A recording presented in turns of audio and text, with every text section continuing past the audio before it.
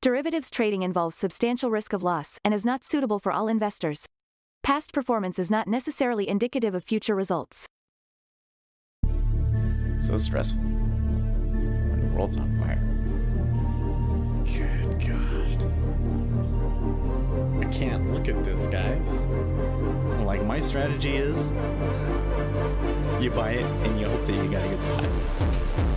Yeah, but we all think you're crazy. You don't fight this. No way. The markets are freaking out and you don't think that anything is wrong? Come back tomorrow and I'll lose it all. Should be fun. Good morning. The 16th Friday. Lots of gamma expiring today. I think big deal. I'm not seeing a lot of retail trader like Zero Hedges mentioned it a little bit, but I'm not really seeing people talk about it this time around. And I'm just telling you, I think it's going to be a big deal. So let's come into the charts and see what we're doing right now. Well, I tell you what, man, this bull rally here that we've had is just amazing. So on the what was it? Wednesday we had that ugly down day, and then yesterday it was just nothing but up. All right. Good numbers. I think this all makes sense. The retail sales were great. The new jobless claims numbers were great. Like everything economically looks really good. Like seriously, too good, frankly. So then we come over here to the treasuries, and this is the weird one. Treasuries, huge, and I mean huge up move. And hey, they had a pretty big up move on Tuesday too, okay?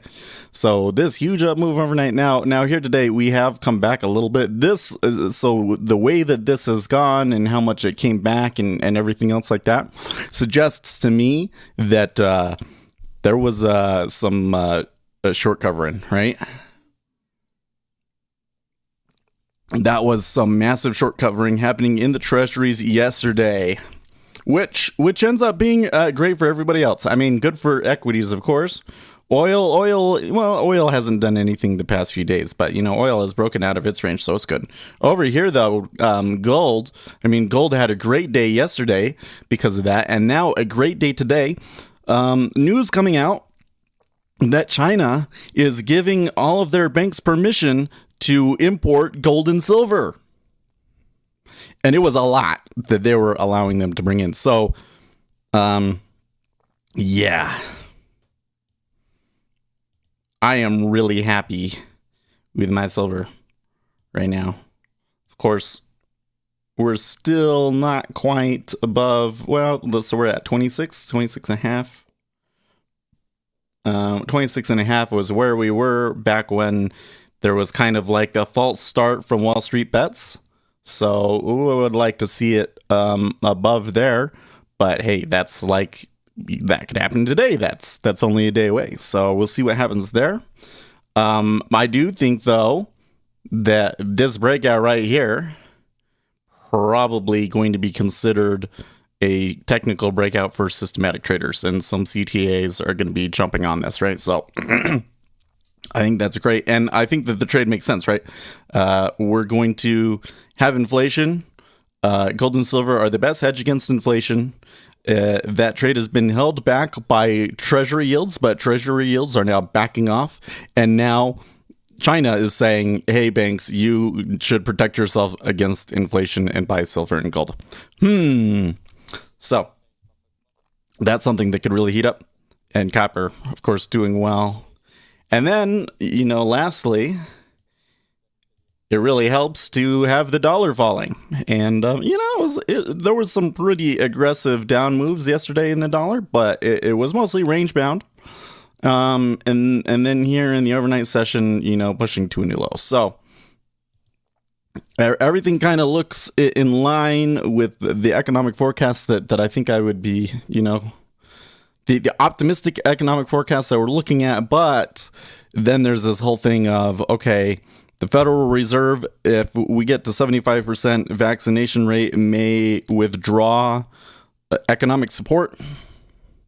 And what else was there? There was some other kind of benchmarks, but it's kind of looking like the Fed may have to back off. Now, I'm hearing some people say, like as soon as they raise rates or reduce their support or whatever, that the economy is just going to completely crash and yada, yada, yada.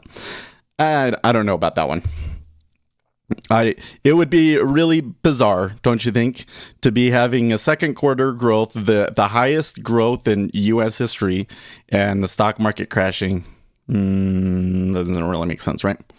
But I do think that the markets are due for a pullback at some point, and you have to wonder after all of this gamma runs off if the markets are going to be able to hold these levels. So, and yeah, I'm sure that when it pulls back, it may expose some cracks. You know what I mean? Okay, so Keller says, I'm pissed that I sold my Dodge at 10 cents. I could have bought more than tripled my money. Well, yeah, but what would have happened if Dodge had gone down today? Right? What if it went lower and you had held and then you had lost money? Right? So again, there is no reason to trade unless you have a predictive signal. So could we know that now 30 cents is, 30 cents is a lot. So that means that they've continued going up here, right?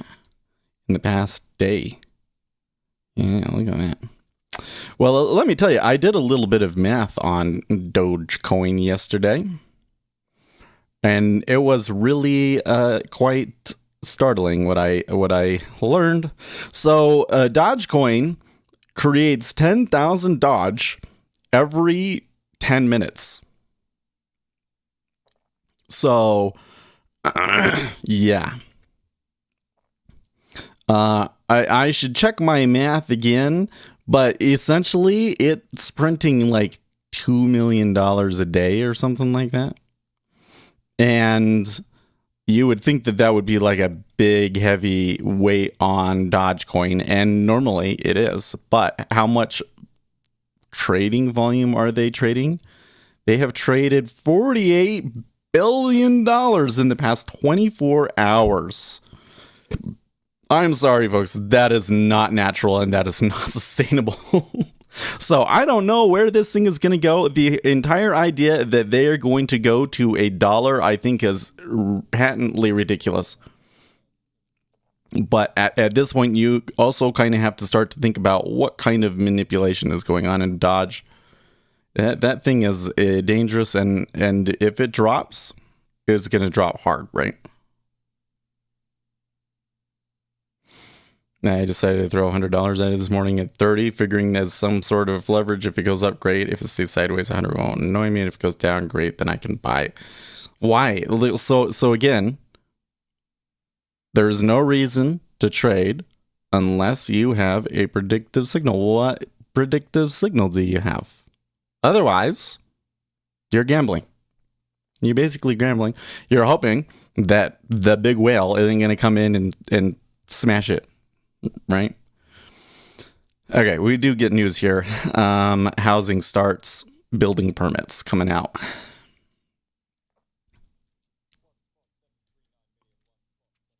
It's a little bit higher than expected, so that's good. The trend is still intact.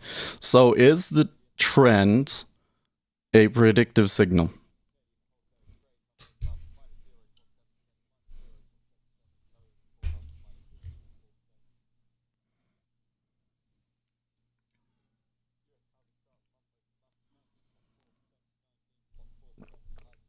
Well, I tell you what, it dips and you buy it at 30 cents. I bet you'll love it at 1 cent, right?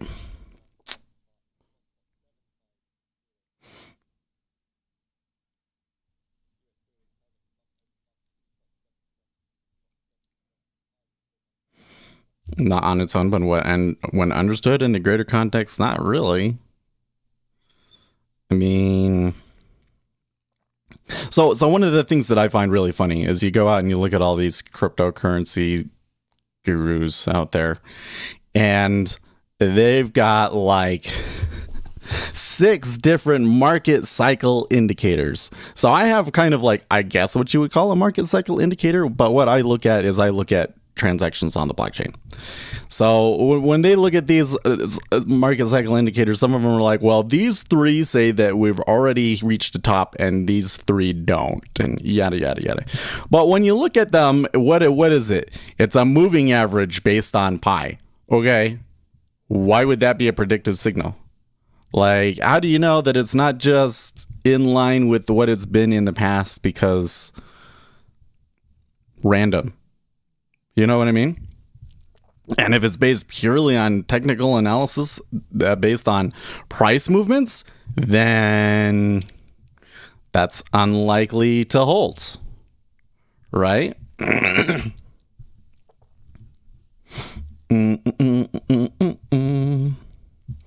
You know, I saw this. Let me read you guys something. This is from legendary hedge fund investor David Einhorn. The market is fractured and in the process of breaking completely.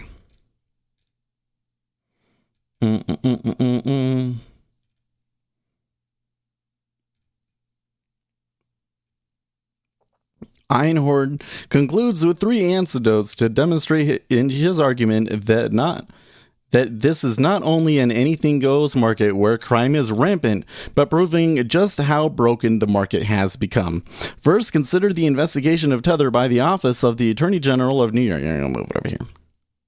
As Einhorn explains, Tether is a cryptocurrency that is always worth $1. The value is tethered to the dollar. Tether is one of the largest cryptocurrencies with about $40 billion outstanding, yet it has not been audited or regulated in any serious manner. In theory, Tether is supposed to have $1 of cash backing every Tether issued, except it didn't, at least when it was investigated. Incidentally, for anyone still confused, Tether is how the Chinese launder billions in domestic funds abroad and outside the Chinese firewall. As we explained in December, although so far few have the desire to expose this reality, in any case, here is Einhorn's lament. The OAG conducted a 2-year probe and found that Tether deceived clients and the market by overstating reserves and hiding approximately 850 million of losses around the globe. Tether and its sponsor, Bitfinex, recklessly and unlawfully covered up massive financial losses to keep the scheme going and protect their bottom lines, said the OAG. Further, Tether's claims that its virtual currency was fully backed by US dollars at all times was a lie. Did the OAG shut down Tether? Did anyone get arrested or even lose their job? Was the regulatory structure changed to make sure this doesn't happen again? No, of course not. The OAG assessed an $18.5 million penalty, and Tether agreed to discontinue any trading activity with New Yorkers. It was as if Bernie Madoff had been told to pay a small fine and stop ripping off New Yorkers, but to go ahead and have fun with the Palm Beach crowd. He's totally 100% right. Every day, freaking every day, guys, I go out there on the YouTube and TikTok, especially TikTok, freaking everywhere, and I see people posting stuff like trading results that are outright lies. Just flat out lies every day. And you can go and you can report it to the CFTC, the FTC, the SEC, whatever. All of these regulatory agencies, nothing happens. They're still out there scamming everybody. Nobody does jack squat. And so then you turn around and you say, I have a predictive signal on Dogecoin. How can you have a predictive signal when this whole thing is just 2 rich guys scamming everybody? Seriously, right? So, not saying you can't hold it, can't make money off of it, but you're not going to get a predictive signal off of something like that. You're just not. And so if you're in and you make money, it's just like gambling, you know? It's like if you're at the table and you're rolling craps and you're doing well, when do you stop? How do you know when to stop? Is there some formula that tells you the optimal time to stop? Because everything that I've looked at with gambling is like you make a winning and then you should stop then. You know what I mean? So it's like, I don't know. Where's everybody? I don't know. We're doing okay. It is Friday. Things tend to be a little bit lighter on Friday, but you know, people don't always chat. So you'll notice though, Keller, when you're around that the market definitely cycles through. Some of these guys, they're really smart and they know when the cycles are going to come, and they're only around when trading is good. And I do not see the latter half of April being particularly good trading, right? We got a bunch of gamma expiring. Everything is really overvalued, and as far as I can tell. And there's actually, even though April tends to be a really good month seasonally, the latter half of the month does not. So I'm not surprised. I'm sure that probably for the next month or so, and actually it may continue through May and into September, that things will be a little bit quieter.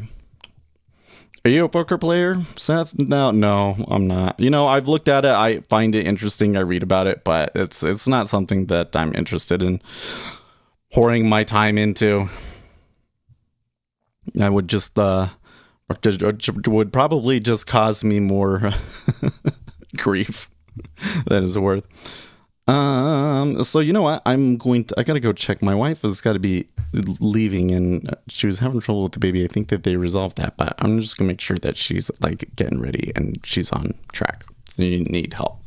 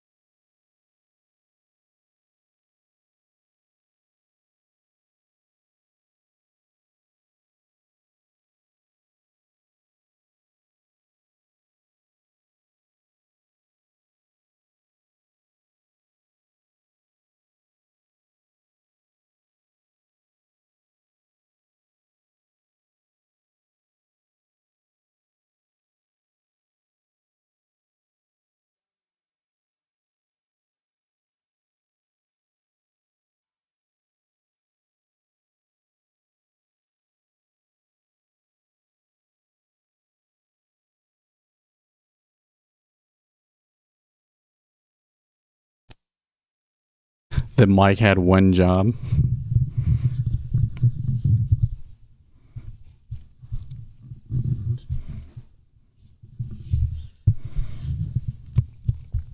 Listen, the mic is for talking into, dude. Yeah. It's not for going that. You don't do that. You just hold it right there and you talk into it.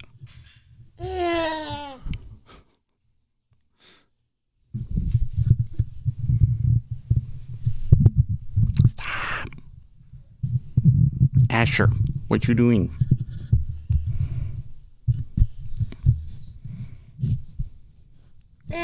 Apparently, it's just the most interesting object in the world. I mean, it is a cool looking mic, right?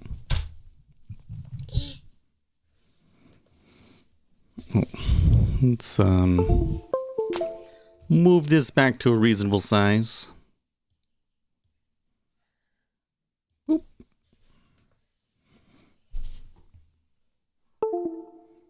It's shiny.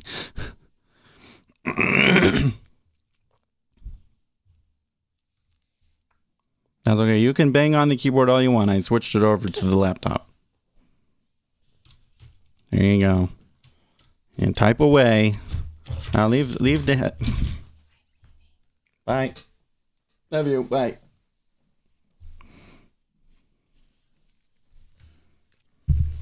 Yeah, no sound coming out of those right now. Let's leave those alone. Nah.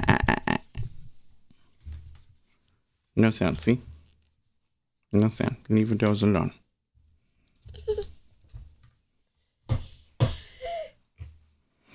Here. Play with this microphone. It's like, give me that.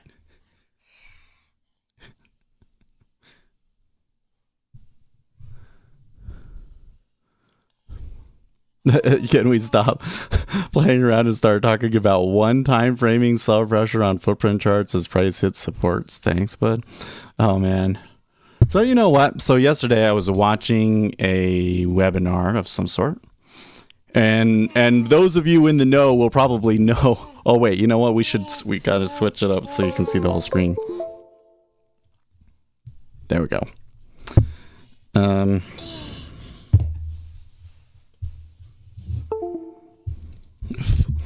I was watching a webinar about volume profile.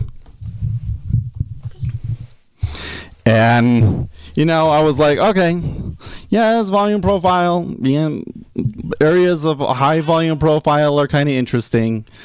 There's some scholarly research out there about why that happens. What?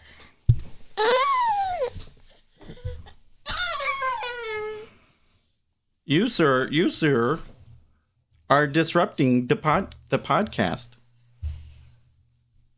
Here, I give you this. Okay, and talk with that. That's good. Okay.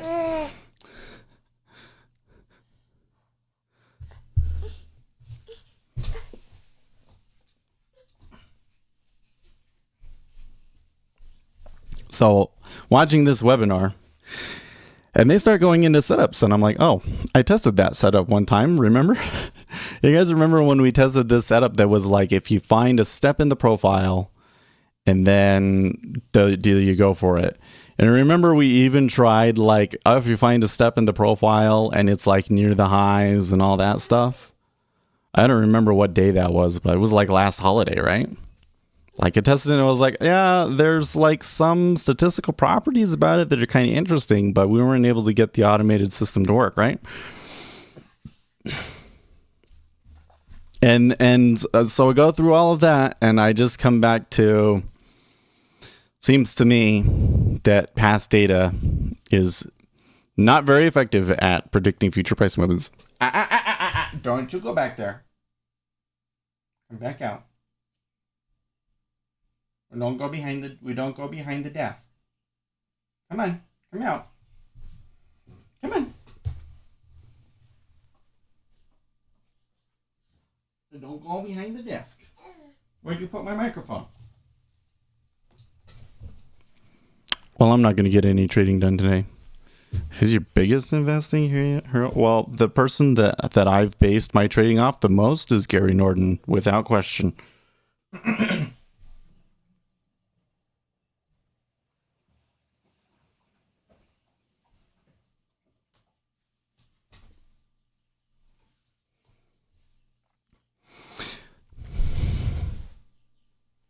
trying to just to sabotage it. Well, he's trying to get underneath of it. Yeah.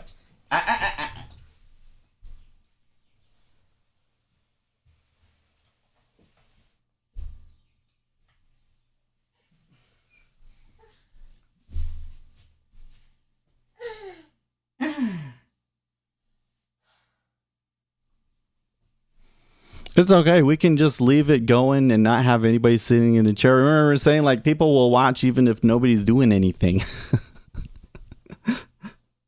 Apparently that's the thing.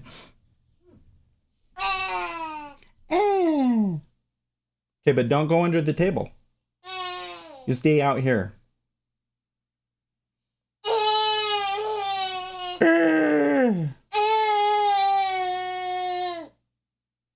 Mm-hmm. That's probably my wife. Hello. Okay. Bye.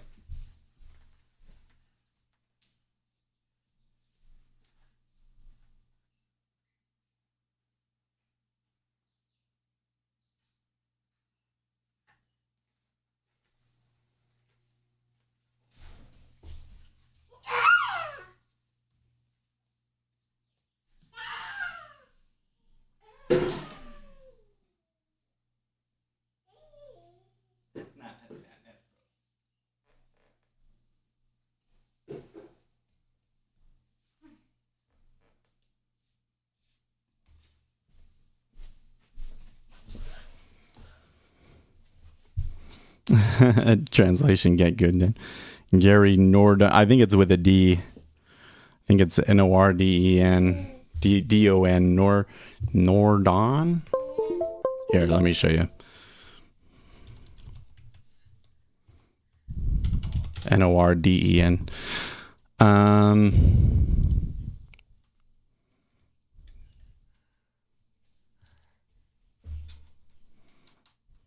No, don't touch that.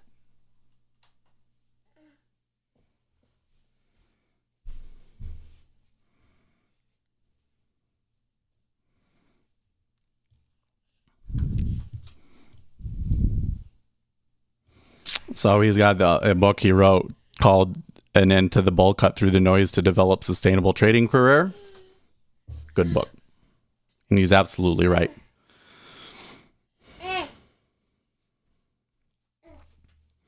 He goes into it a little bit. He also has like an ebook. He put it out as an ebook. I don't think that he put it on Amazon. He should have.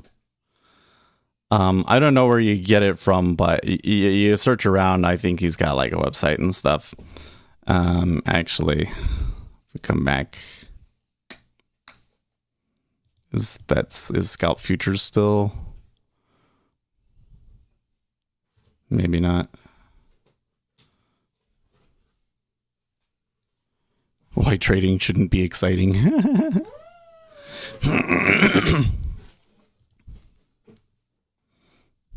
I don't think he's right about everything. But he has this book that basically goes through why technical analysis doesn't work. And I think it's a very good explanation, because not only does it go through like the real logical flaws in the analysis of technical analysis, but they kind of explains why people are drawn to it and the fallacies that people run into when using it. Like how it's, so temporary. You'll get a signal that kind of works. So like what you have happening right now is you're going to get everybody in thinking, this technical momentum setup works. Like buy the dip sort of a thing, right? And what'll happen is it'll work. It'll work for a long time and then it'll stop working. And somebody did this study. They did a study and they created like 20 different trading strategies or something like that, right? And then they gave each trading strategy a certain amount of money and then they traded it. And the strategy, if it lost too much money, then it would stop trading and switch to a different strategy, right? And what they found would happen is, as certain trading strategies would blow out, everybody would congregate on one strategy. And when they all started trading the same strategy, then their little simulated market would crash because it couldn't sustain all of them trading the same way. And it would cause a crash.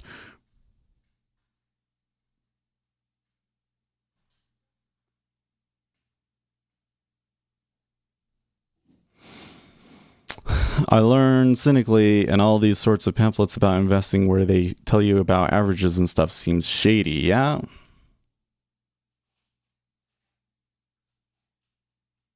Everybody who invests 10K has 30K in a few. Well, listen, I mean, there have been periods in my career where if you gave me $10,000, I would have turned it into $30,000. That could have happened. Okay. But then I blew out after that, It's like, you can make a lot of money taking on risk. Hold on a second. I'm gonna check on them.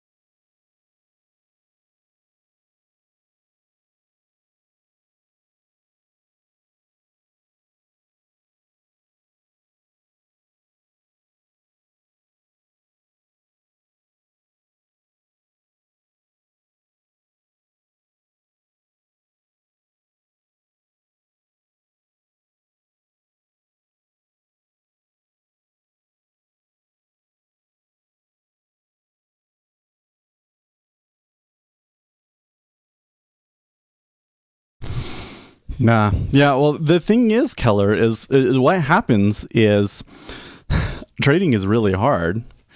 And especially when you start out, man, I can tell you I remember some periods where it was like I would come in and try trading oil and I would lose every day for months, like, and you would think, oh, like whatever you're doing, like do the opposite of it. And no, it's like, it's really crazy how difficult it is to find something that in short time frames actually makes money.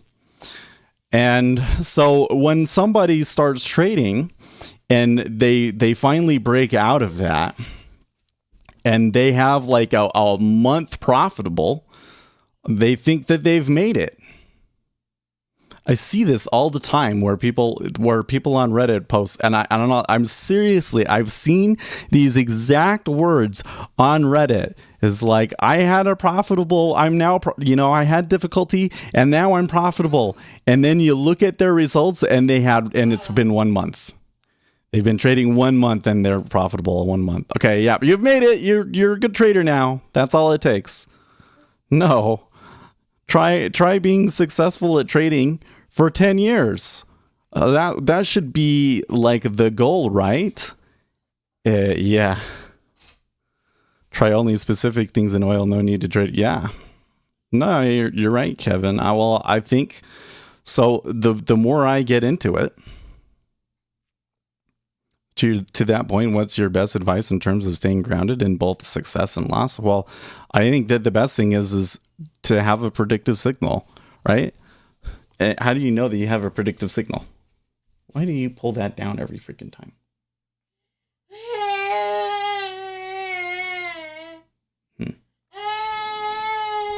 I want to go in and I want to have statistics that show that over a multi-year period that this thing has edge. and that it's consistent. And every technical indicator that I've ever looked at, particularly those that involve purely price, can't do that. They just can't do that. They'll be good over a certain time frame. But even some of the ones that we've been able to find that are pretty okay, right? They have terrible drawdowns, all sorts of things like that, right? So how do you find an edge? Well, and that's the thing that's so funny about it, is that the retail trading community purposely draws you away from the things that have been proven to have edge. Okay? Like there is some edge in trading correlated pairs, right? There are these algorithms out there that they test the two things for co-integration, and then they build this whole system around when this thing goes up, this thing should go up, right? Do you see many retail traders trading off of that? No. News is something that we've had that is proven to move markets. We know that it can move markets. And we know that sometimes when you get big news, it will move the markets way faster than the market can react to it. But how often do you see people in the retail trading community say, don't trade news, or you don't need to know what the news is, right?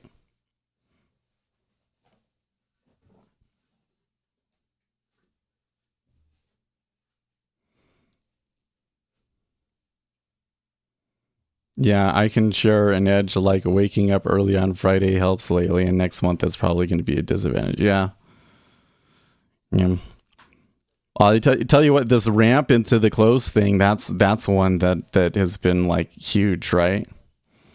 I really think that somebody is out there trying to manipulate things. They're trying to do their option strategies. Although we'll see what it does today, right? Because with the options expiring, I wouldn't expect that effect to be as strong. If that's really why they're doing it, is because of the options. So I think the China effect shouldn't be as strong anymore, with China backing off on their stimulus. But like here again, most retail traders tell you to ignore that stuff. They tell you, don't read Wall Street and analysts. Don't listen to fundamentals. Don't look at any of that stuff. And what do they say to use? And then you go on the subreddit, and what is it? MACD, RSI, moving average, this and that. Go and do a back test on those things on the S&P 500, right? then run that back test over like an 8-year period and see what it shows you. And they're not very good.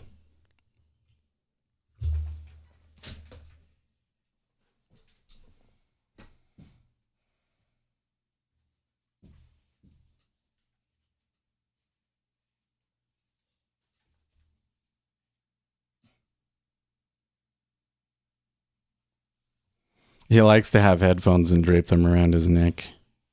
Come here.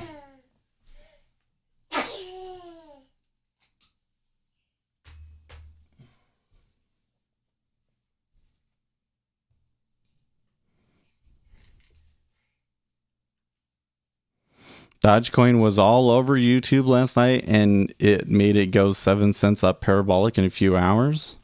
You think that it was YouTube?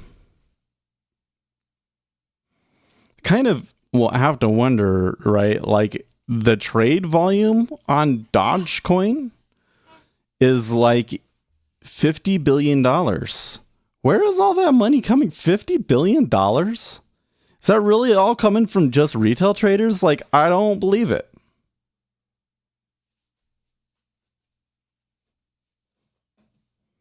My Facebook feed is all Dodge. I definitely see people on my Facebook in Dodge. Yeah, there's no question.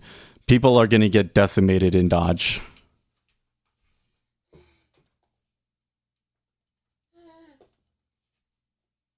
It's like, really? You just couldn't come up with a worse investment, you know?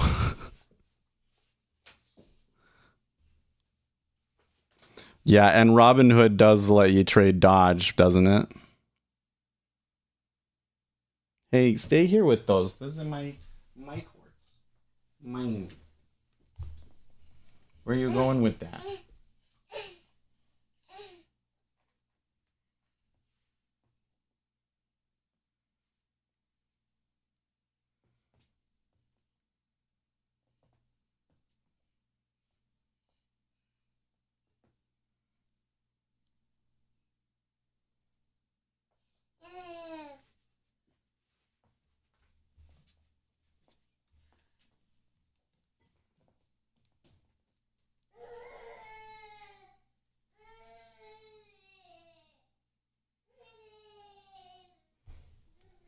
This is the thing. This is why I keep talking about execution impact, right?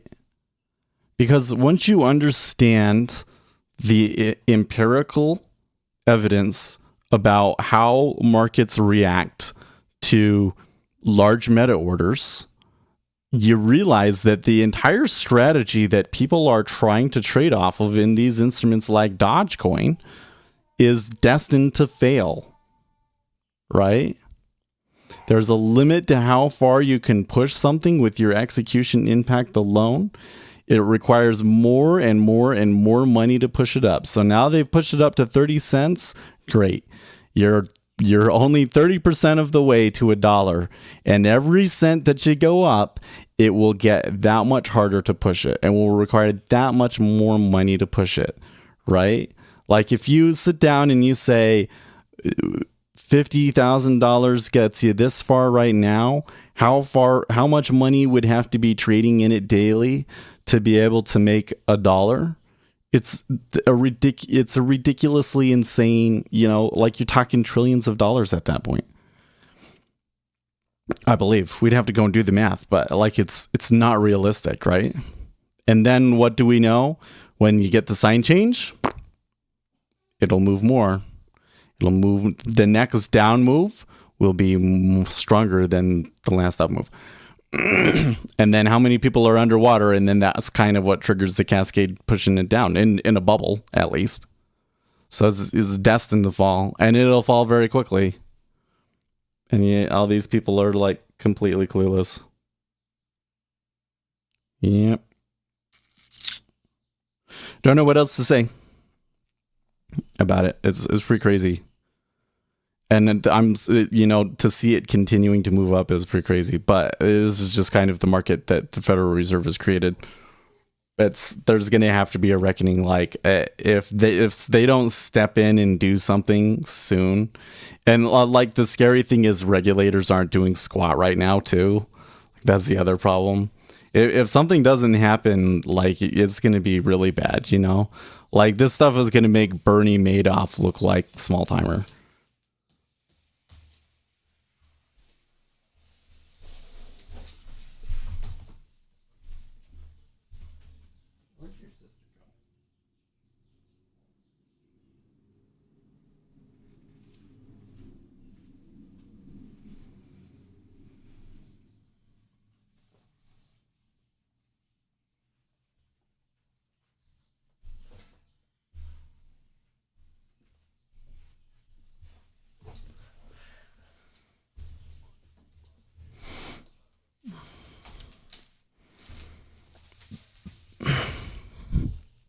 The place where there's the danger, though, is look like the cryptocurrency market.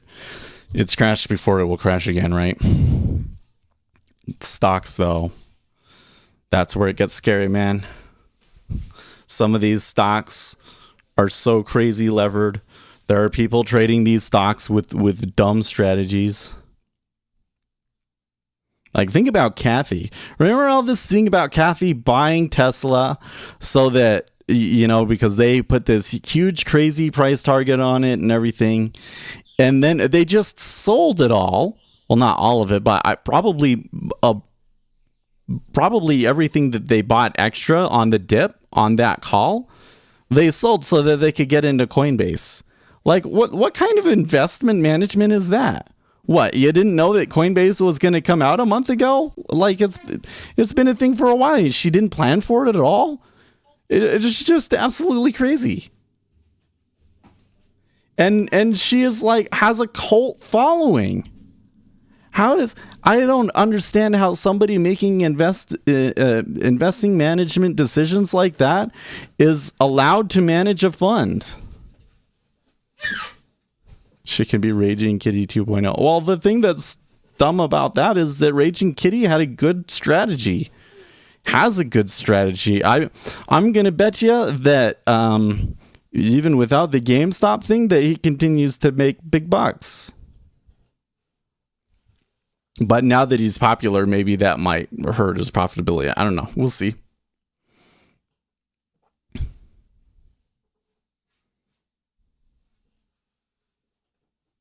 Well, he had a good strategy. He had a way of valuing companies that he could run on a large number of companies to narrow it down to the ones that he thought were deep value.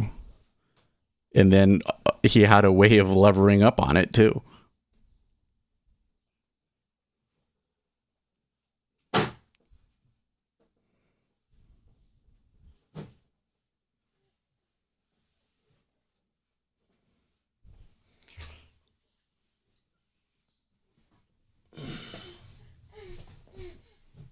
What are you doing over there, dude?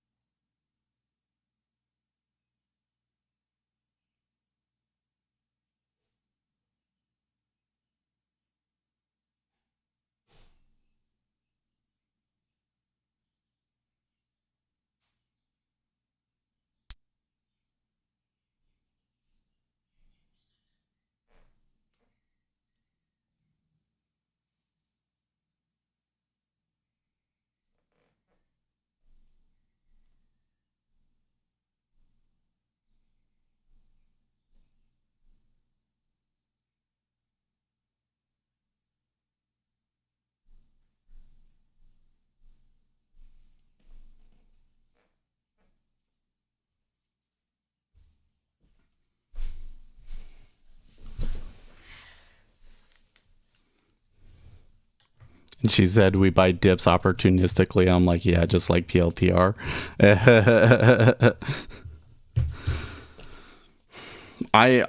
It seems to me that there are some key skills, things to know to manage large amounts of money that she doesn't know. And these people, this is the problem, is let me tell you what, man. When somebody is doing something and they're making money off of it, it is impossible to convince them on anything. Playing with these keys. When people are making money, they think they're geniuses, man. You can tell them how irresponsible it is. You can tell them how it works, and they'll just ignore you. It'll go in one ear and out the other.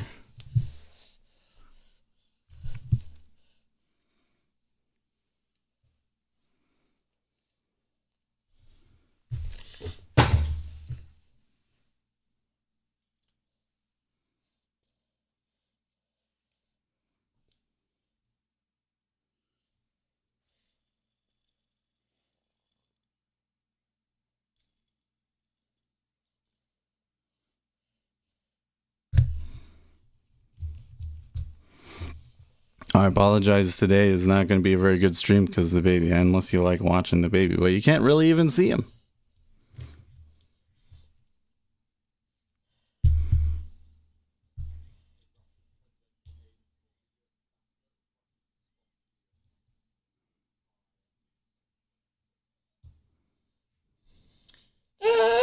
One of the things I was reading, like another example of this was this guy was talking about, it was a guy on TikTok, was, you know, he is predicting a crash. He's saying that when the Federal Reserve pulls its support, that there will be an outright market crash. And he was like, oh yeah, like cryptocurrencies crash, but look at all of these other things. They've crashed before too. And he pointed out all of the times that Tesla had declined more than 50%. And I didn't realize that it had happened so many times. But man, like Tesla had gone through, and he was saying like the one time when it happened, when it dropped from like $200 to $75, that he went and begged the CEO of Apple to buy more Tesla stock. It was like he knows that market impact is a thing, but he doesn't really understand it, right? Like, it's clear that Elon Musk himself doesn't understand it. And like, especially with all these cryptocurrency stuff, like Dodge and everything, like I think that one of these times he's going to get screwed hardcore. He's not going to be the richest man in the world forever. You are exasperating.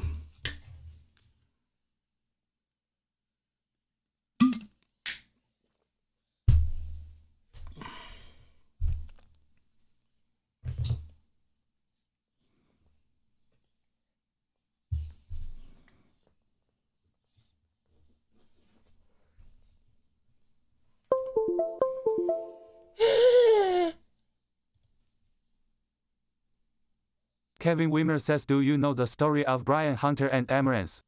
Dude was a natural gas trader. He was so sure of himself and over-leveraged long owning Fund 2KC66 BILLIO and lost and dissolved.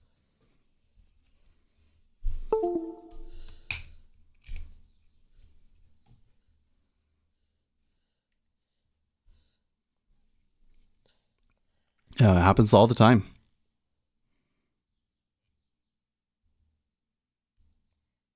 You know what was one I read about the other day? What was the thing? Oh, that's right. So there was this guy way back in the day. Like I think that this was like the 1920s era. And he traded cooking oil.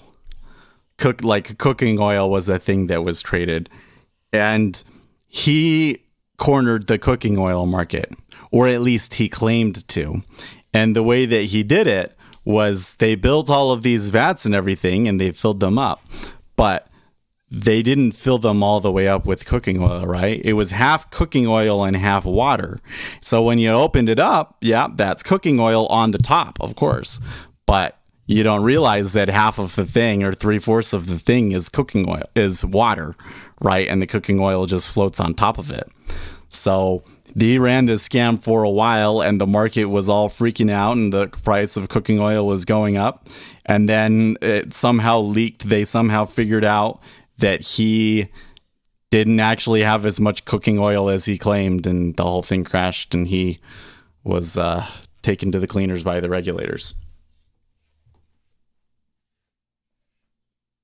And I have to say, some of the movements that we're seeing in the markets, I don't think are natural. Like, I don't think that you can legally get things to move this way.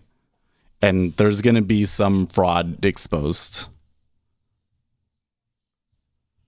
Brian Hunter had the biggest trading losses until the financial crisis. Still today, a respectable 5th place. Stop.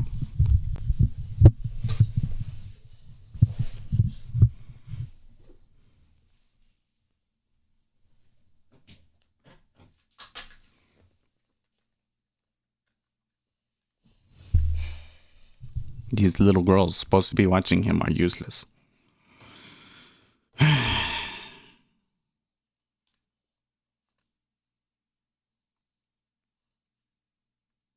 Maybe I'm feeling frustrated just because I would rather just be focusing completely on talking and trading and I have to watch him. But he is like being particularly annoying. Like he will not sit still at all. And he's trying to get into things that he knows he shouldn't. Stop playing with water. You're going to spill it. Play with the baby toy. Okay.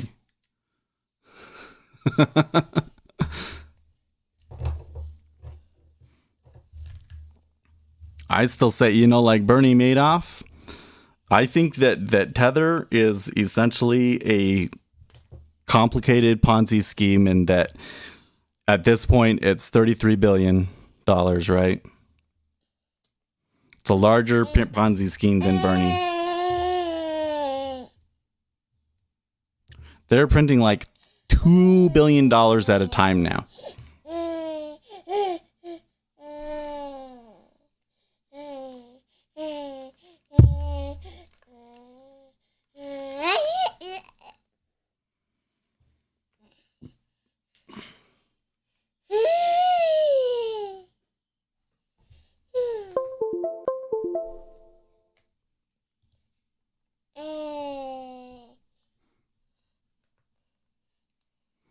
Been there, my friend. Kids are fascinated with computer things.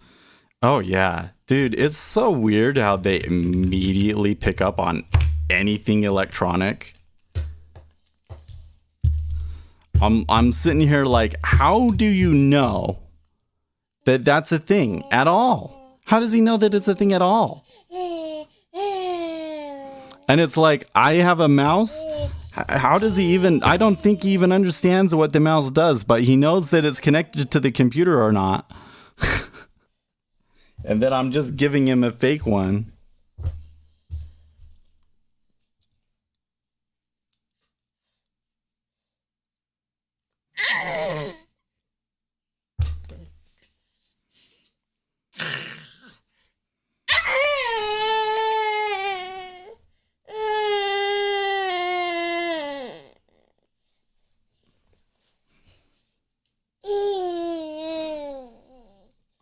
Getting RGB memory was one of the worst choices I ever made.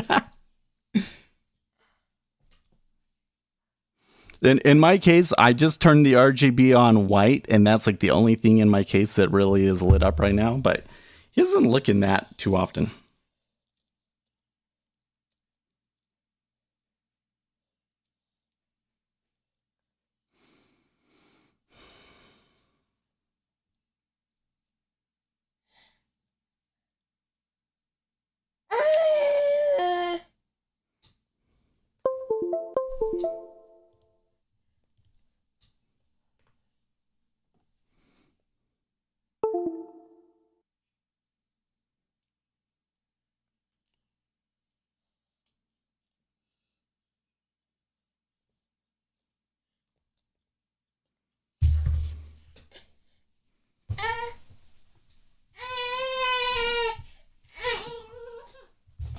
Oh, what?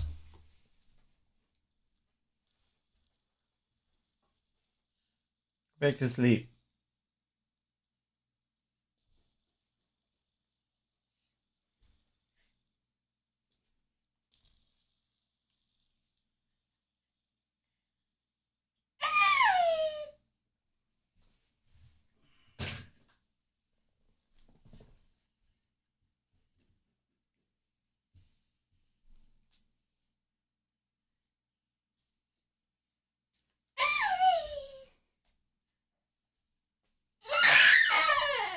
When I take advantage of his lack of coordination, he really hates it. Come on, you gotta get better with that hand-eye coordination, bud. That's how you do it.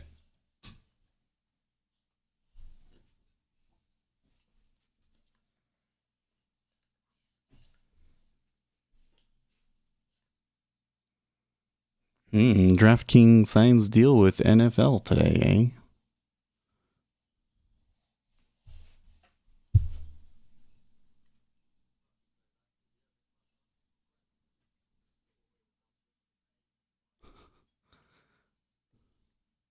U.S. drops Switzerland and Vietnam from FX manipulator status. Huh. Freaking everybody's on that nowadays, though. Like, who's not doing that? No teeth to those regulations.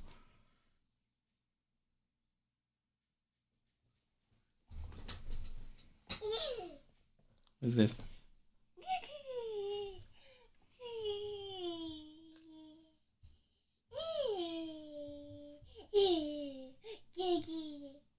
What? Daddy. Da da da da.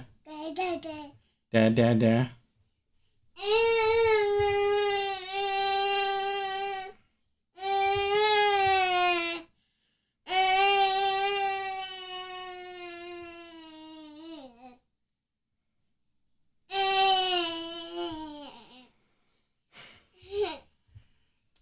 The thing that I hate about watching him is that I feel like I'm just in this mental haze of chaos and I can't even think. The street is now talking about Dogecoin today. Dude, this is gonna end so badly. How long do you think it can go on for, though? Like, I thought that the Dodge thing was crazy before, and this one is even more insane.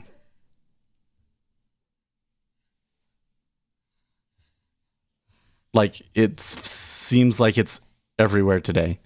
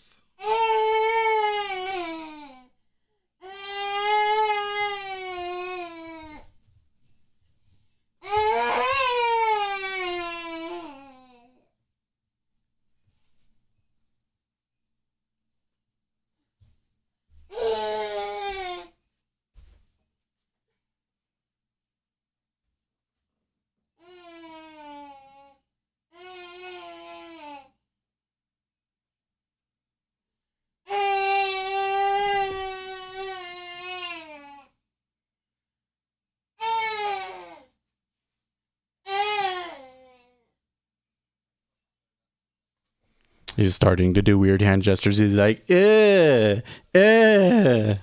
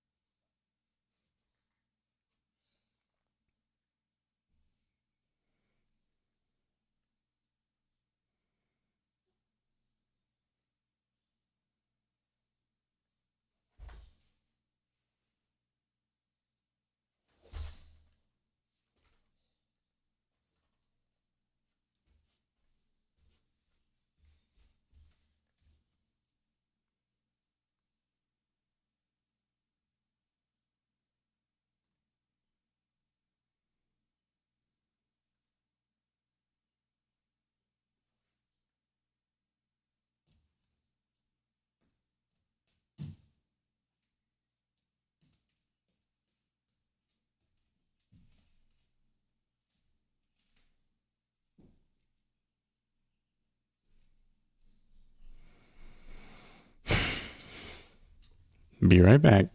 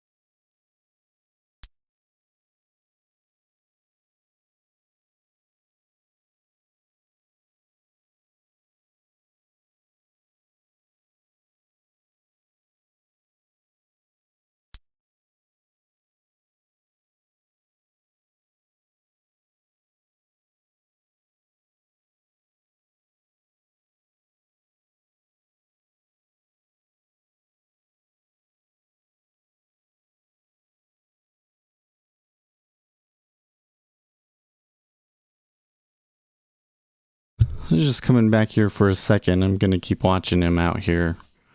I put Baby Shark on repeat. That should keep him entertained. 10 minutes isn't that enough. So things starting out there, though, kind of a little bit of a head fake on the open down, huh?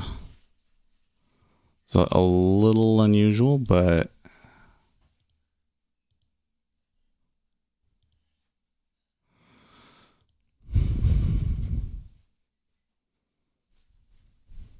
overall, the volume is still up, though. I mean, no, that's pretty bullish, too, in fact.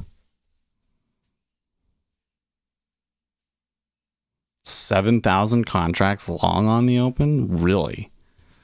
Oh, man, look at how many thousands there are. That's really crazy. Okay, so I don't know what's going on. Zero Hedge asks, is China preparing a gold-backed yuan? I don't think so. That would be a really dumb move for them to have a gold-backed yuan, but I do think that they want to protect themselves against inflation right now.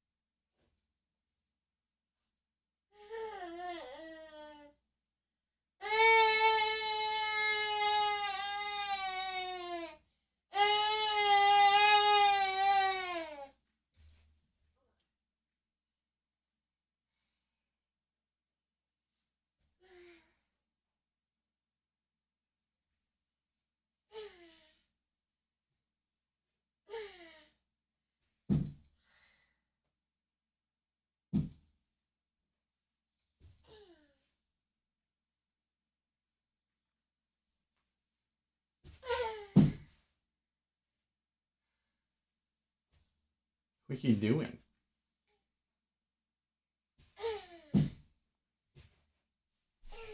He's like holding on to one of my stands and like lifting his leg up and kicking in the air.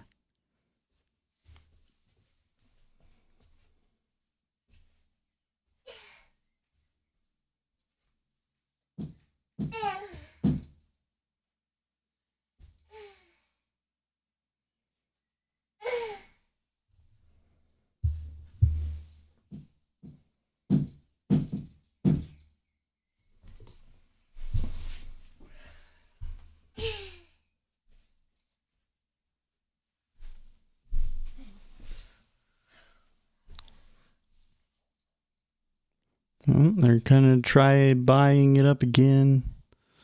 Oh, it was another record high on the open too, huh?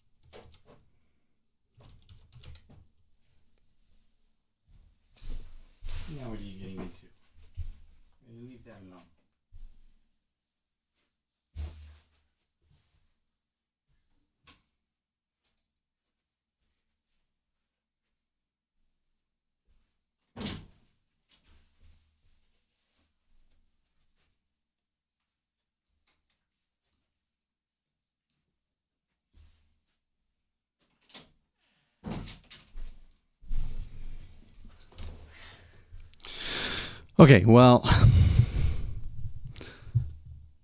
since he is being such a pill, what I'm going to do is I'm going to move this over here. And yeah. I guess I can minimize that and move this over. Just gonna let it run here like this so you can see the screen. I won't have, the camera blocking everything. And just gonna go in the other room and watch him. I don't know if I'll be able to say a whole lot here. You guys can keep talking here in the live chat, and I'll also turn on the auto read here as we're going. It looks like Coinbase is trying to start off on a bullish tilt today. We'll see where they go. E-mini's trying to dig out of that little pop that they had on the open, but so far not getting that. A lot of volume trading though. So, okay. And I'll check back in on you guys in a little bit.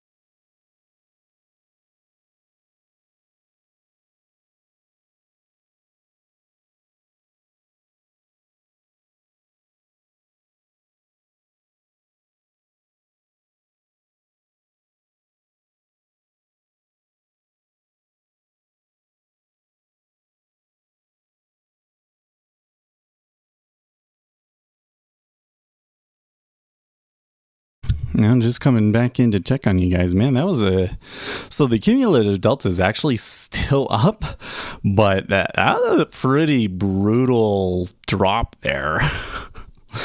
And I am seeing some flight into the dollars, so very interesting movement. And my robots are doing pretty good so far. Did speculators leave you guys alone?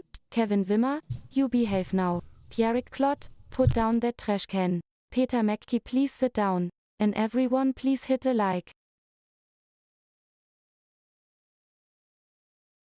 Thanks, Gwen. I missed you all week, but the baby is being unruly, so I'm in the other room watching him. I just come in to watch you guys for a second, but let's see what's going on. But I'm going to step back out again. He is just not. He will not sit still. So, like he's gonna screw up the stream right here. Nope, nope, nope.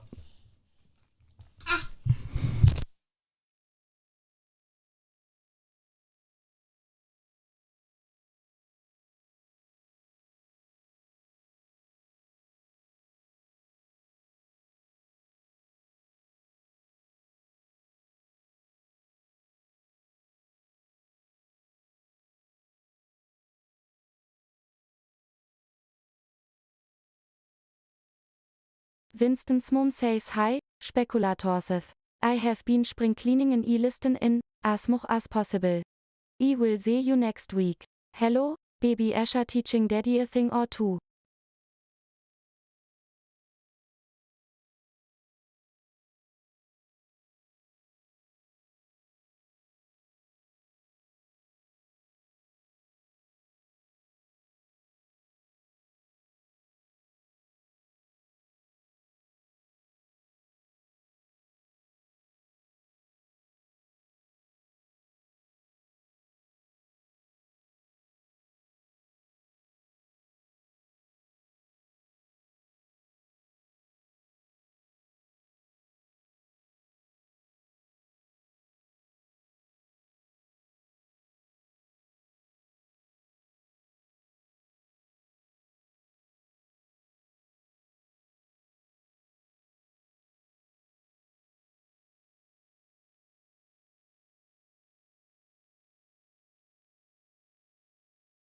Winston's mom says open a free FDIC insured savings account with Yotta.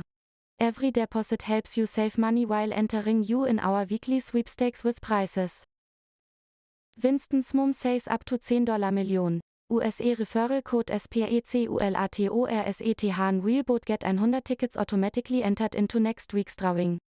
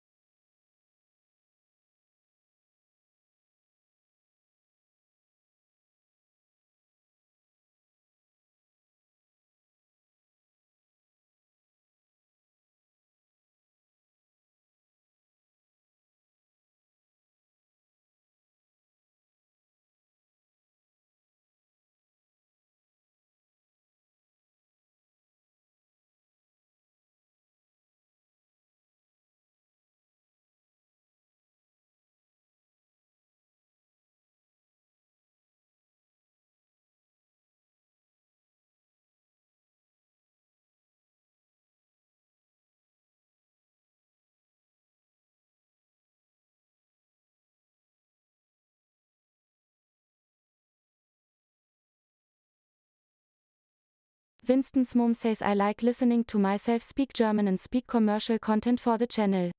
Get your traders gonna trade Mug. Danke.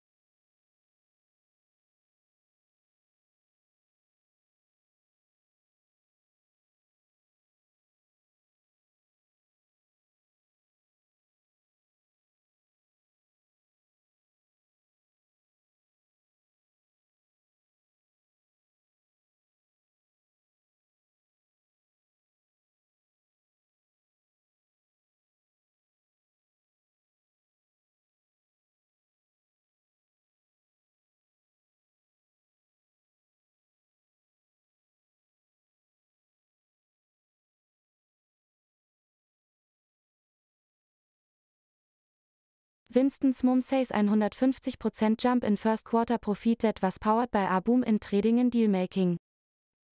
Winston's mom says Reuters Morgan Stanley, MSN, disclosed an almost $1 billion loss from the collapse of private fund Archegos on Friday, muddying a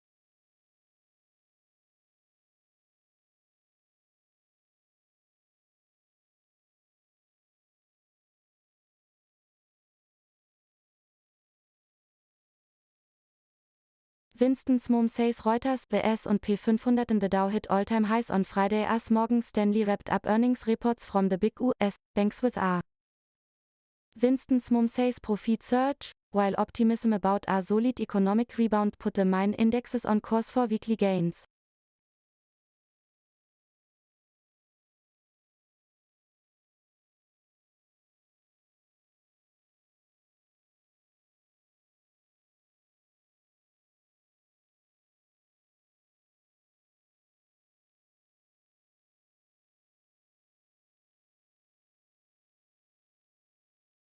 Winston's mom says the Dow Jones Industrial Average rose 22.17 points, or 0,07%, at the open to 34.058.16. The S&P 500 opened higher by 3.72 points, or 0,09%, at 4.174.14, while Winston's mom says the Nasdaq Composite gained 20.35 points, or 0,14%, to 14.059.11 at the opening bell.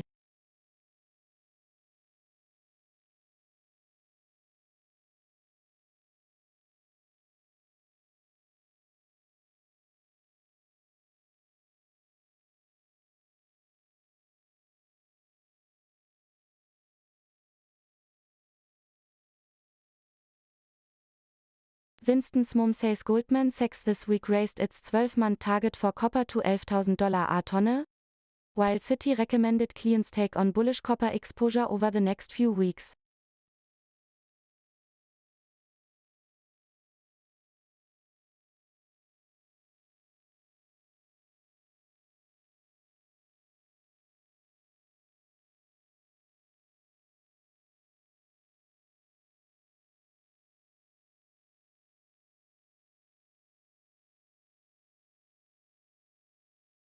Winston's mom says aluminium hit a 3-year high of $2,359 on Thursday, in part due to expectations that a Chinese anti-pollution drive would curtail aluminium production capacity.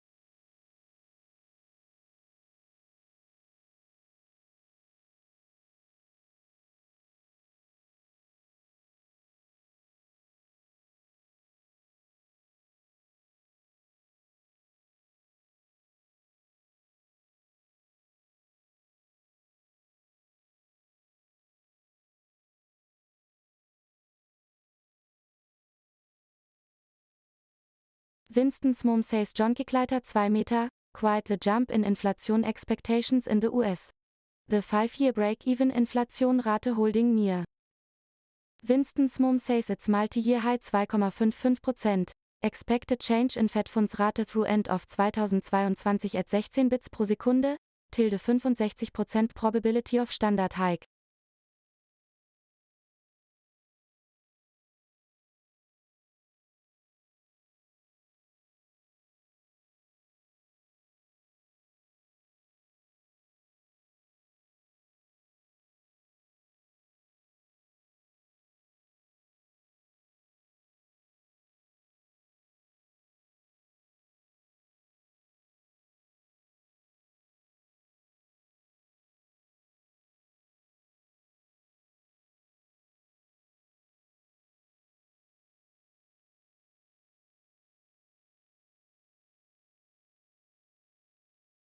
Winston Smom says Livestream 9 Meter, IG Client Sentiment Update.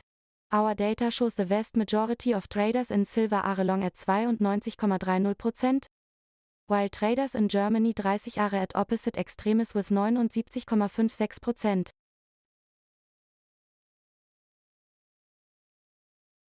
Winston Smom says Commodities Update.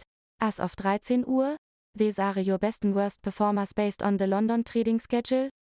Silver 0,93%, Gold 0,67%, Oil, US Crude minus 0,49%.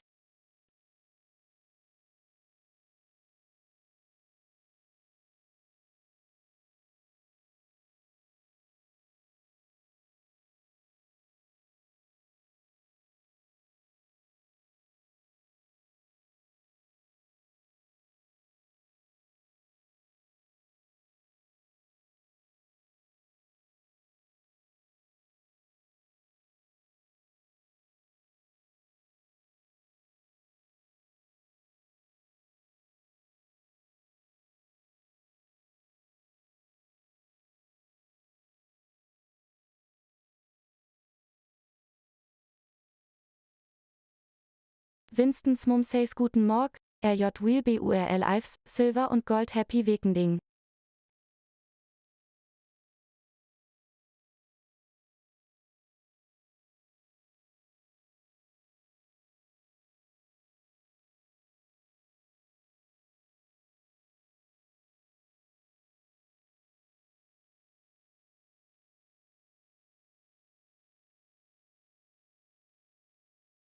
Winston Smom says Livestream 24 Meter Heads Up. Vereinigte Staaten Michigan 5-Year Inflation Expectations Prel, APR, DOE at 14 Uhr Greenwich Mean Time, 15 Minuten. Previous 2,8%.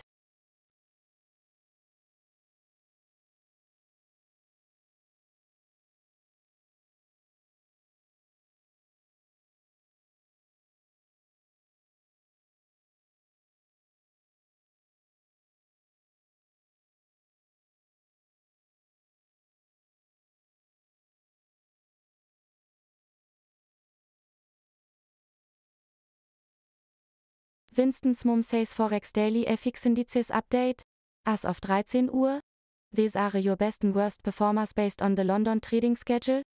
Germany 30, 1,01%, France 40, 0,58% Wall Street, 0,43% FTSE 100, 0,39% US 500, 0,34%.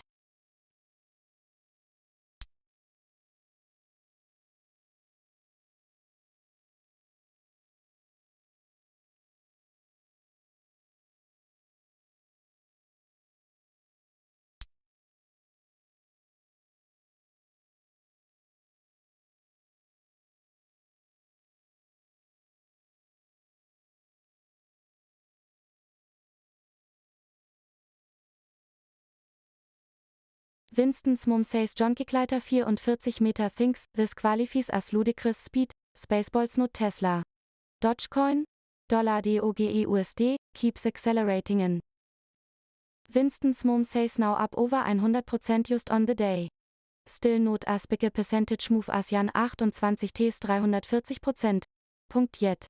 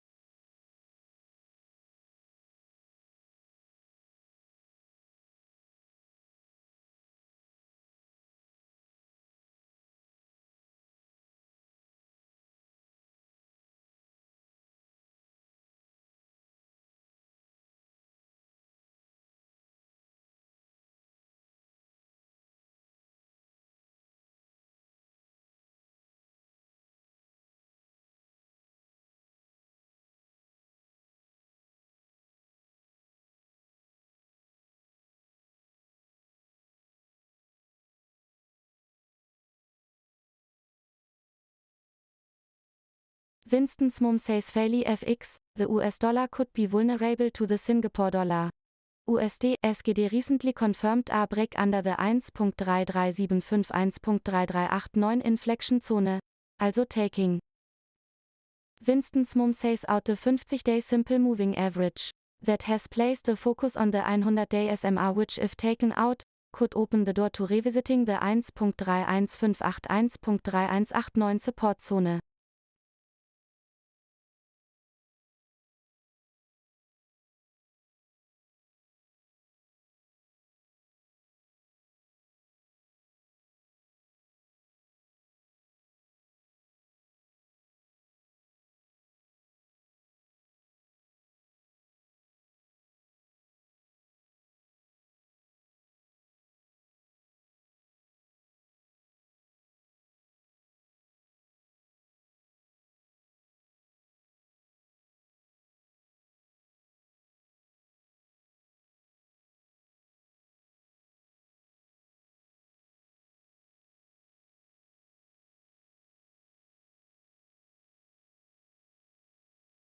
Winston's mom says the US dollar may also be at risk to the Thai baht.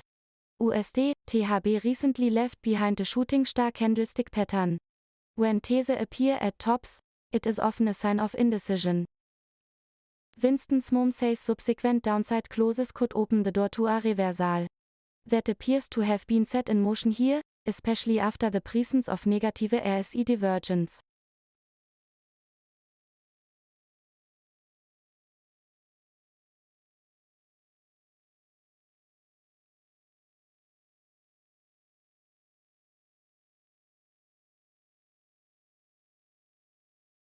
Winston's mom says a wedge, with confirmation, that may open the door to a near-term pullback.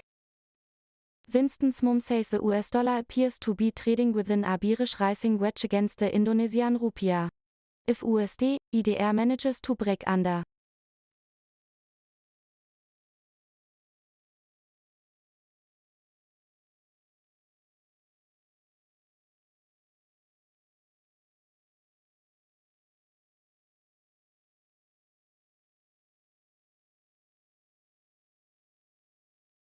Winston's mom says a break under the 50-day SMA may also be confirmed, opening the door to revisiting lows from earlier this year. Winston's mom says the US dollar remains in a fairly consolidated state against the Philippine peso. Having said that, USD PHP is once again pressuring the key 48.35-48.40 support zone.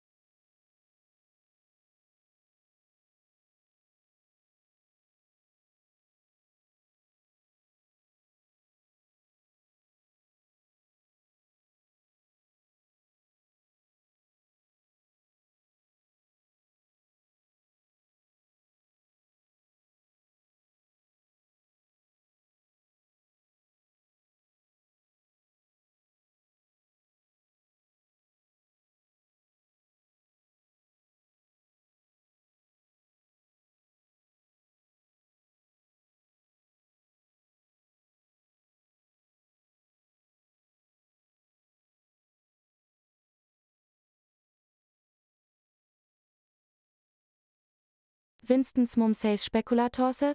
When return from baby Asher duty, today is the 16th of April. You have today as the 15th.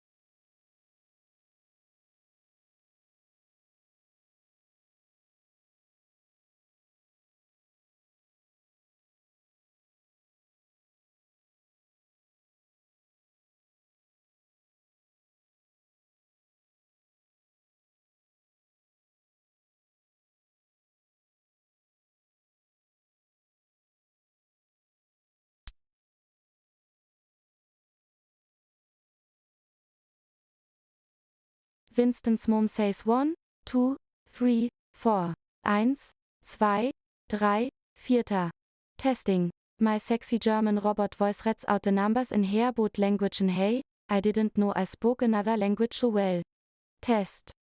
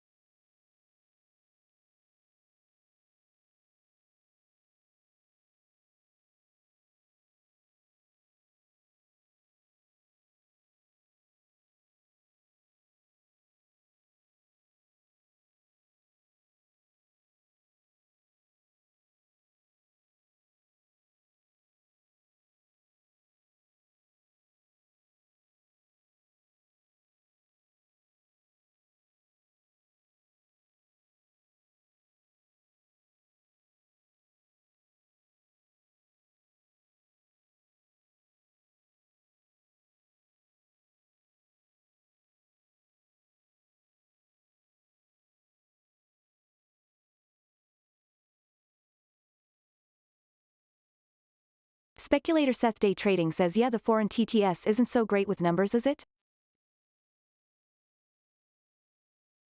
Winston's mum says, it may be conceded to the mathematicians that 4 is twice 2. But 2 is not twice 1, 2 is 2000 times 1. G. K. Chesterton, the man who was Thursday.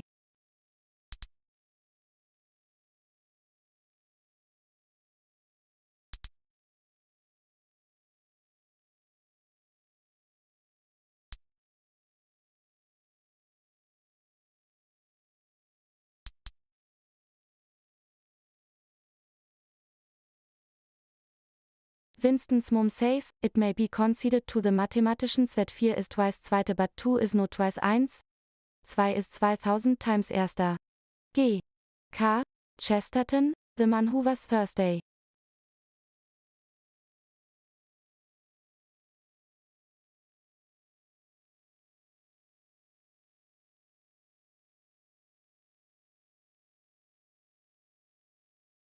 Winston's mum says where are you? ROFL, Speculators Day Trading?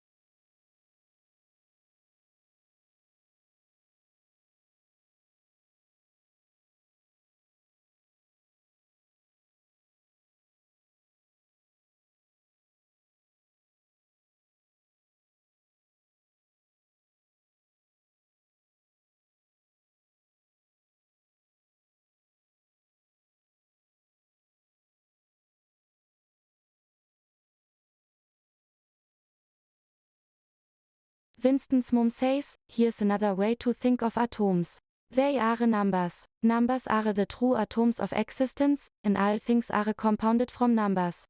When you break up all. Speculator Seth Day Trading says I am listening from the other room on my phone. Winston's mom says compounds, you return to the ultimate, simple, indivisible parts, eternal, necessary numbers. Numbers and their mathematical relations are all there are.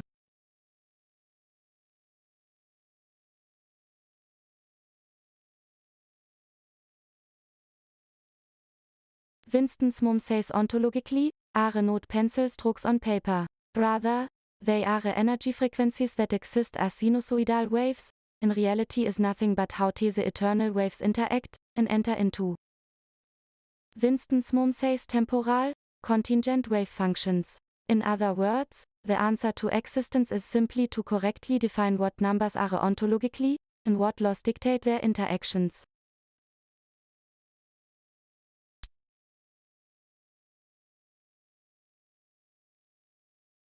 Winston's mom says this is what Pythagoras first attempted 2,500 years ago. He conceived of numbers as living, dynamic things ruled by harmony. Winston's mom says in Discord, isn't that a far more powerful notion of reality than Feynman's? Mike Hockney, The Forbidden History of Science.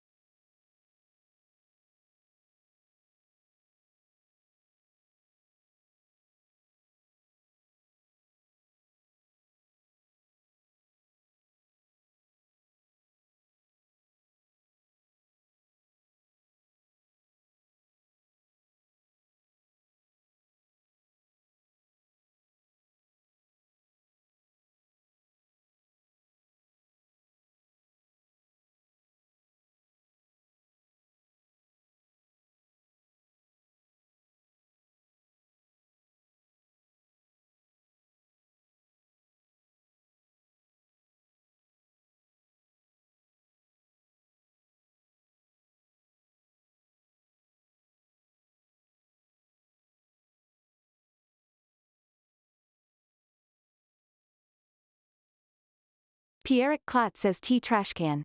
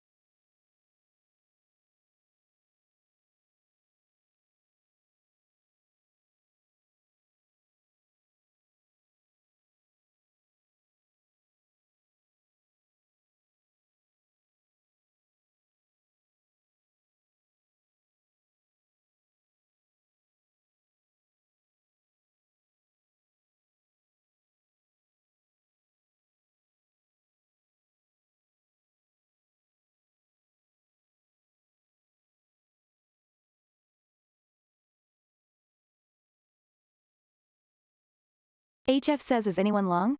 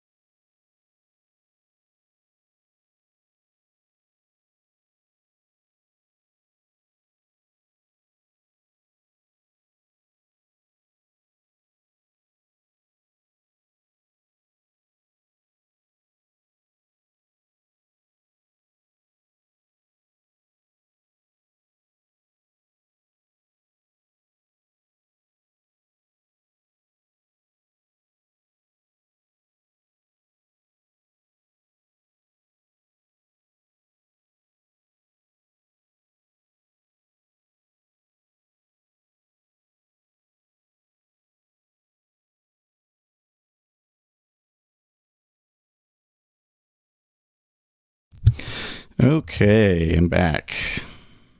Winston's mom says MarketWatch Bitcoin falls as Turkey bans cryptocurrency payments. Yeah, well, so let's come and look at the Bitcoins. So, yeah, they're pressing that 60K level. I don't know though. That given first of all, I don't think that how much cryptocurrency is used in Turkey is crazy important, especially since all sorts of dumb things have been happening over in Turkey financially lately. Like their what was it? Their central bank hiking interest rates, and then the president firing him immediately afterwards and everything. It is a decent drop, but that just this kind of sounds like clickbait, man. So I was going through here on my phone because I was in the other room listening, just make sure nobody come in and do anything, bad. And but as I was scrolling through, I was looking at like the recommendations that YouTube was giving and everything. Absolutely crazy. It's so funny. Like, really, when I look at it, I'll look at them and I'll be like, why? Well, how is this stream able to get 600 viewers? Especially since we've been around longer and I have more subscribers. So why doesn't the YouTube algorithm recommend them and send them over to me? But I think that there's this whole thing is that like, but what do you look at? What these channels are pushing? Oh, here's this price action setup. Oh, here's this chart. And I tell people like that shit doesn't work, right? Well, it's just kind of, and what's the big thing today? Dogecoin. So I got some people that normally would be trading e-minis and they're trading Dogecoin today. It's just so dumb. You know what? I like the YouTube channel to do well, but I am not willing to prostitute myself out like that to do it. You know what I mean? But good number of you guys did stick around, so thank you very much. Numbers stayed consistent. There's just that like a dozen or so of you guys that are just so amazing and diehards and truly know what you're doing and the benefit of the community that we built here. So I appreciate it very muchly. I should make a video. I don't know what kind of a video I should make about it. How dumb Dogecoin is. I just can't. I just can't wrap my head around some of this stuff, man. Like, what do you do? It's so dumb.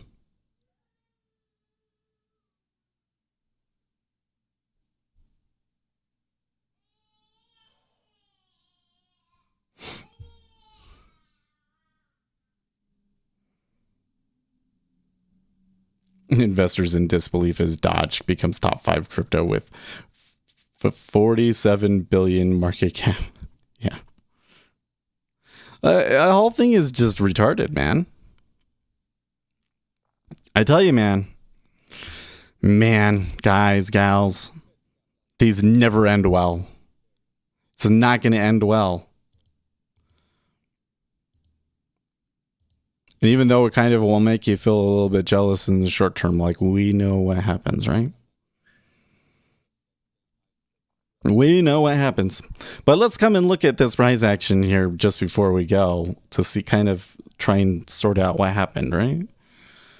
So here's the open. Pretty good dip on the open. Well, it's only about more than 10 points, almost 20 points. So they're a pretty ugly dip, but when I come in here and I look at my numbers here, yeah, they weren't even close to it falling apart.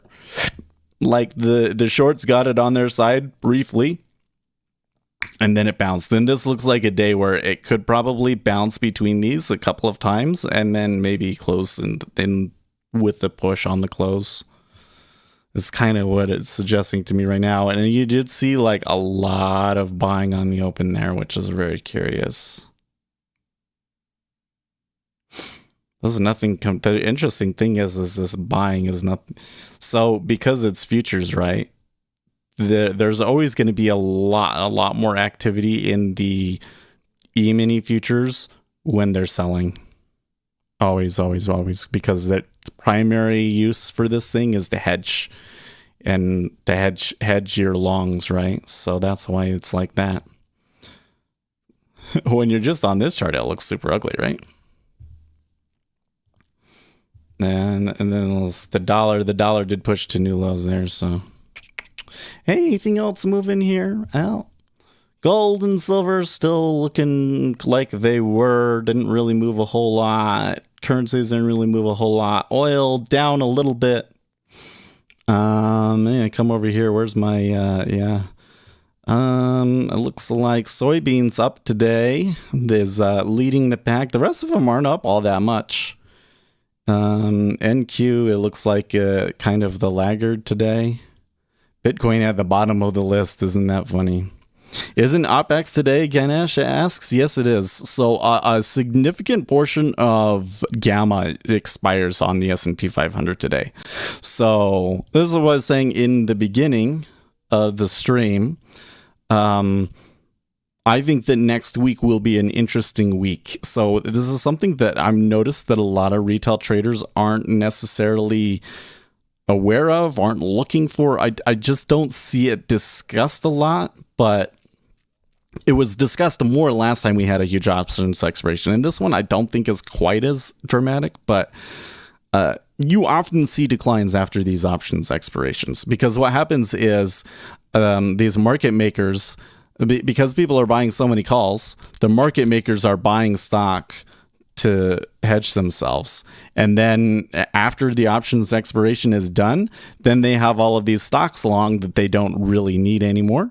So they sell them. So it's not uncommon to see sells after big OPEXs. Yeah. OPEX, the monthly expiration date for listed stock options in the United States, is normally the third Friday of the contract month or the month that the contract expires. Yes. So next week, likely to be a down week. Plus, you got seasonality. Seasonality, it says that it's likely to be a down week. So, and you know what? I'm looking at the market, man, kind of looking around, seeing what the other communities are doing. It's funny. I don't know what it was that I did that pissed off the YouTube algorithm, man, but it did not like me today. Well, you know what? We weren't here, so I wouldn't be surprised to see 12. I'm sure that on a normal day, we would have been back up into the 30s and 40s, but I really want to know, how is it that the live streaming picks up on some of these other channels? Like, really? I don't know, man. It makes me, I want to be like, okay. All these people, they're doing price action. Here's why price action doesn't work. What the technical analysts are not telling you.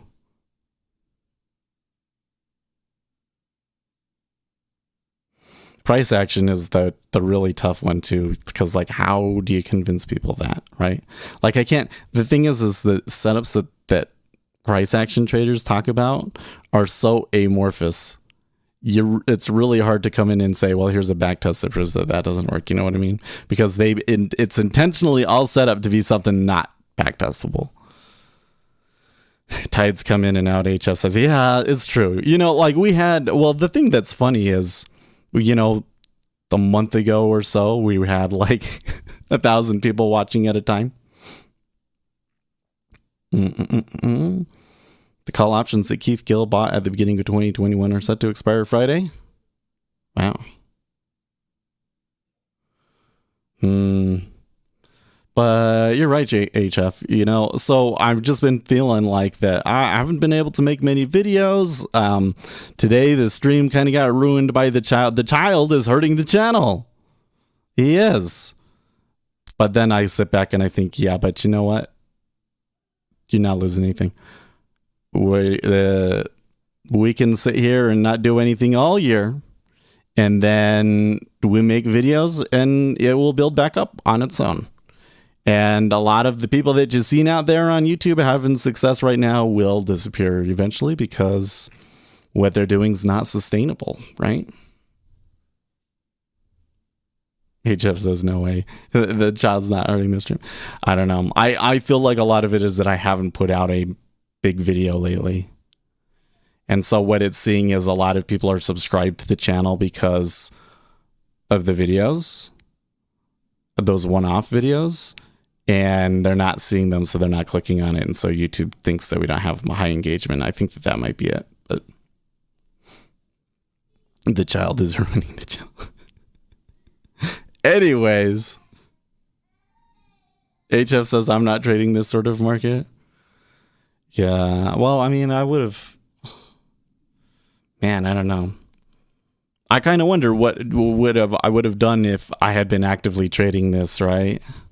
That first little like pop and then it goes down below certainly would have had me on edge, right? But I think I might have still tried to buy the dip on it. Sometimes the most popular things are not the right thing to do. It's true, right? Well, the thing that's the odd conundrum about it in markets is it seems like that the popular thing always ends up being wrong, but it ends up being the right thing in the short term. So if you want to build up like short-term popularity, you can tell people what they want to hear, but it doesn't. I don't feel that it leads to long-term success. But I'm starting to see. Oh, Market Den says don't always have the time to participate in the chat, but come daily to drop you a like. Thank you very much, man.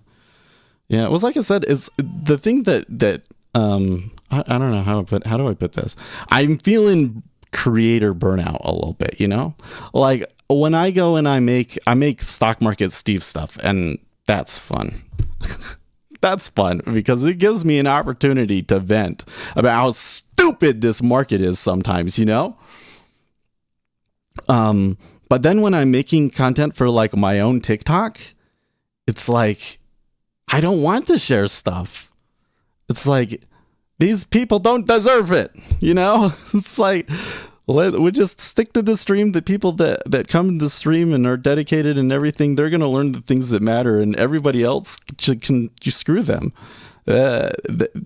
You know, like, sure, I want to help people, but I have learned time and time again that you can't help these people. You know, like, it doesn't matter what you tell them.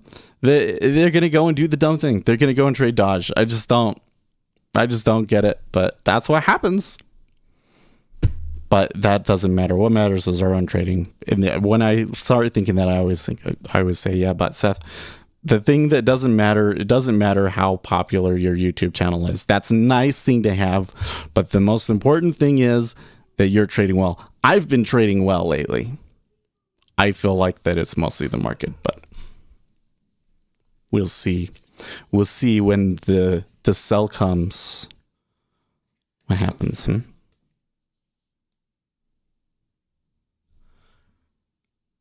Do you ever think about cutting the stream to 3 days or so a week and use the other time to make a video? Yeah, you know, I've done that in the past before. I always want to be trading when there's a market and there's an opportunity, you know, but you know, when there's holidays, there have been times like in Christmas, I'll try and make a bunch of videos, you know. I don't know. Maybe it's a good thing that I'm not going all out on videos though, because like I've got so I want to make a video about backtesting pitfalls, and I want to make a video about day trading Nirvana, and I think I want to make a video about avoiding scams. But then I'm kind of like, I feel like those are like the most important videos for me to make, and I don't know what to put out after that, you know? But I guess when we get to that point, we'll see what we're at, right? Anyways, it's time for me to get going, guys. Thank you very much. What should we put for the video? It is the 16th. So thank you for pointing that out, by the way, Win.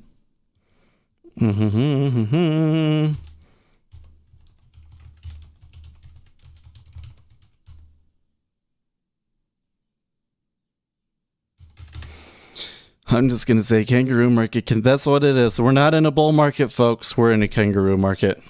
Stay profitable, friends.